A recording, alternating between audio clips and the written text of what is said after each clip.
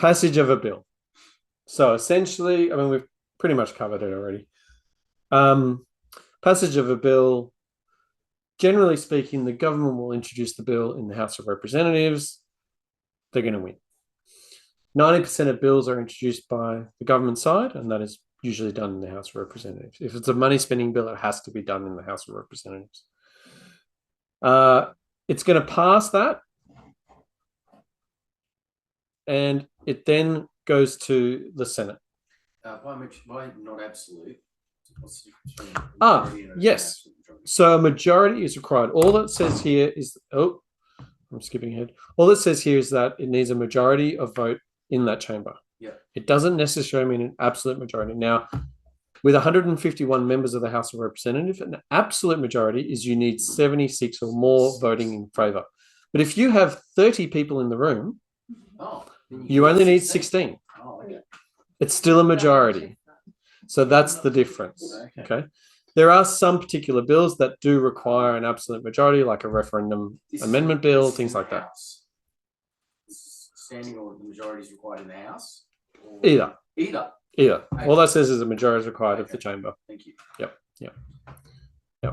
Oh yeah, sorry, I mentioned standing orders there. Standing orders are just the rules that the House of Representatives or the Senate has agreed to.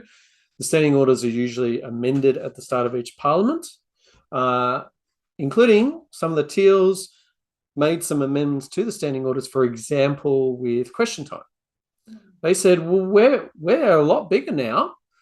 We're inserting ourselves into question 8 and 13 and 19 or something like that of the questions that are asked in question time. And they got it in. So those standing orders can be amended. They can be amended at any time, but they will generally be amended at the start of a parliament. Yes, money bills must start in the House of Representatives. It goes then to the Senate. But of course, because the Senate, the government does not necessarily have the numbers, almost never will, these amendments can pop up. And that means the Senate might go, hang on a second, I don't have the information to vote on this.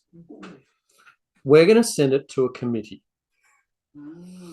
Now this whole thing is paused. They might do the first reading. They might even get the second reading or whatever. And they'll say, we're going to send it to a committee. And a committee comes in and now asks these questions. There can be a House committee. So the House can do it too. There can be a Senate committee or there's joint committees. I'll skip down a couple of points. There's standing, select, and estimates. So standing committees are committees that are formed like on legal and constitutional affairs or, topic based. And then they'll take an inquiry on a particular bill or whatever. There's select committees. So there might be a select committee on childhood obesity. So we got this topic. We're going to study it. Once we're done and we've done our report and we submitted that back, the committee's disbanded. And then there's estimate committees. So we just had estimates after the budget. There'll be 3 rounds of estimates. So there'll be another one in October, another in March.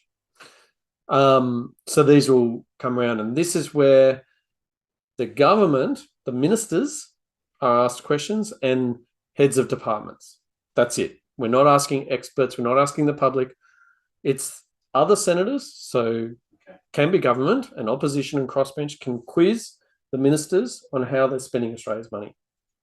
Okay. So that's a little bit of a different, but it's done in the same setting. In a committee, you've got a mix of government and non-government members, and they're not ministers, explicitly not ministers. So if you're a minister, you're not on a committee. And it's expected that everyone else is part of some committees. And I use the words government and non-government because that encompasses any crossbench as well. And then there'll be a chair that runs that. Committees are an extension of the chamber or chambers. And that means that they also get the benefit of parliamentary privilege. And this is quite interesting. When there's a committee, they're going to go and seek opinions from experts. They might ask people in the community that it might be affected, and they'll invite submissions. those submissions, if anyone makes a submission to a committee, you are protected in that document with parliamentary privilege. No one can then sue you or use that against you later on, because that is part of the parliament. So, yeah, so how do you define parliamentary privilege? It's literally that, being unable to be sued or... Yeah, I mean, I'm not a legal expert on it, so I wouldn't take my word But on it has what a you can and definition. can't. But yeah, you're protected by the parliament, so nothing that you submit or say can be then used against you. It's because this is part of the chamber, an extension of the chamber, it goes on Hansard. So what is submitted becomes an official record of the parliament, and generally speaking, is publicly available. And I like putting in that this photo is of a committee at Parliament House, but committee doesn't have to be at Parliament. The Parliament is the Senate, the House of Representatives, and the Governor General. And they can extend in whatever form they want, and they can send committees out. So they send committees, the kilometers that they will do is like insane. Embassy, like the Yeah. land itself is sacred once Yep. you set it up. So where they go and do a committee, it's in parliamentary privilege. Yep. whatever that might Yep. So they'll go out to communities, they'll take submissions from community members, and they're doing that all the time. So that's a big bit of work as well that happens in between the sitting dates. Alrighty, so the committee then is going to produce a report. They send that back and they'll make some recommendations, like we think you should support this, or we think you should change it this way, or whatever. There's no obligation. The senators still make up their own mind, but you would think that if they put all this effort and ask all these experts, hopefully they're going to take that advice, but that's up to them. If it does pass the Senate, it's then going to go to the Governor General, gets signed, and that's called royal assent. On that bit of paper that the Governor General signs will be a date. When that date arrives, the new law or change of law or repeal of law has now come into effect. Oh, how does that work with everyone getting that kind of process through the parliament? And I guess the one question, so as an independent, the person is doing I totally forget what it was called, private members bill. Yep. So that means you need to have legal people on the team or legal advice to draft that in a legally sound way. No, the parliament provides that. Okay. So the parliament provides so you go to them with your idea, the procedure office and the table office. Yeah. You table that. Okay. Yeah. Parliamentary library, right? They do it for them, don't they? I think the procedure office or table office. Oh, I can't remember. The parliamentary The- library is definitely an amazing resource. The for that. parliamentary library is there for them, and the parliamentary budget office. So the PBO, government's got treasury. Yeah. Everyone else can use the parliamentary budget office to do these estimates. So they can't just come in and go, Yeah. I think it'll cost $10 million. They can go to the PBO, they'll do their costings as an independent kind of parliamentary body, and then give them something real to work with. And it's interesting, the four departments that are at Parliament House, the Department of the House of Representatives, the Department of the Senate, the Department of Parliamentary Services, and the Parliamentary Budget Office. These four departments are not in the APS Oh. because they don't want to have a parliamentarian as the head. They sit aside to it. They need to be neutral. Oh, that's So awesome. yeah, it's a nice thing to know that. Yeah.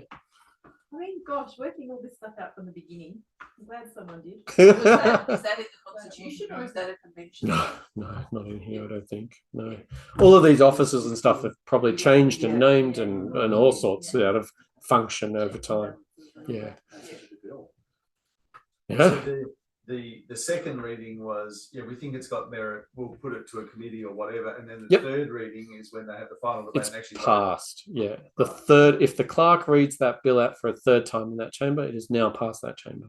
And it's very unceremonious. If it doesn't It's passed even though they just read it. I mean, No, they still have to make a vote on it. Oh no. So they'll be, the actual procedure is, the question is that the bill be read a third time, and then there'll be debate, and then there'll be a vote, and if that vote is carried, then the bill is read a third time, and the clerk will stand up and go, the third reading, the blah blah blah blah blah bill, That means and then once that sentence is finished, that's passed. So the passing is is effectively the decision about whether to read it for a third time. That's or it. not. Yes. The technical part, 100%. the vote is not the winning of the bill. The vote is we have voted in favour of the clerk reading it a third time. Which means How bizarre. Yeah, yeah, Okay. yeah. So it's passed when it's been read a third time. And so if it That doesn't sounds get to like the it's in third the one, if they vote Constitution. down reading it the third time, Mhm. so